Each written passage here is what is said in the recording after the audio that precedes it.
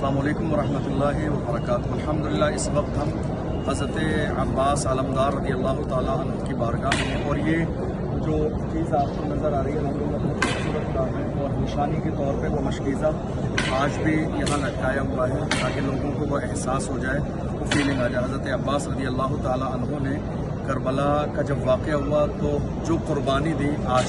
पूरी दुनिया के तमाम लोग उस कुर्बानी को जानते और पहचानते हैं कि दरबार देख लीजिए जहाँ लोग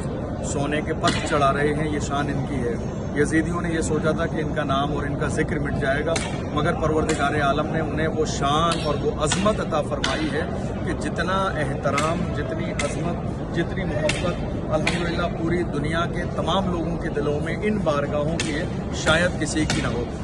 यजीदियों ने ये सोचा था कि हम इमाम हुसैन रज़ी अल्लाह ताला अन्हु के घर वालों पर जुल्म करके उनका जिक्र और उनका नाम मिटा देंगे, मगर अल्लाह ने उन्हें ऐसा ज़िंदा किया है कि अल्हम्दुलिल्लाह देख लीजिए आज पूरी दुनिया के आशिक इन बारगाहों में हाजिर होने के लिए 5 वक्त की नमाज में दुआ करते हैं और जब आ जाते हैं तो उन्हें अपनी आँखों पर यकीन नहीं आता है और रश करते हैं इस बात पर। अल्लाह का एहसान है कि परवरदिगार आलम ने हमें इस मुबारक सरजमीन और इस बारगाह की हाज़िरी नसीब फरमाई। अल्लाह की बारगाह में दुआ है कि परवरदिगार आलम हमारी हाज़िरी को कबूल फरमाए, हमारे सफ़र को मुबारक फरमाए, हमारी दुआओं को कबूल फरमाए और हमारे तमाम दोस्तों अहबाब जिन्होंने दुआओं के लिए गुजारिश की है, हम उन सब के लिए भी दुआ कर रहे हैं। अल्लाह उनको भी बेहतरीन ज़िंदगी अता फरमाए, उनके भी कारोबार में बरकतें अता फरमाए, उनकी भी तमाम परेशानियों को दूर फरमाए, उन्हें भी मुसीबतों से निजात अता फरमाए, ईमान पर ज़िंदगी और अल्लाह हम सबको ईमान पर मौत नसीब फरमाए। अस्सलामु अलैकुम वरहमतुल्लाहि वबरकातुहू।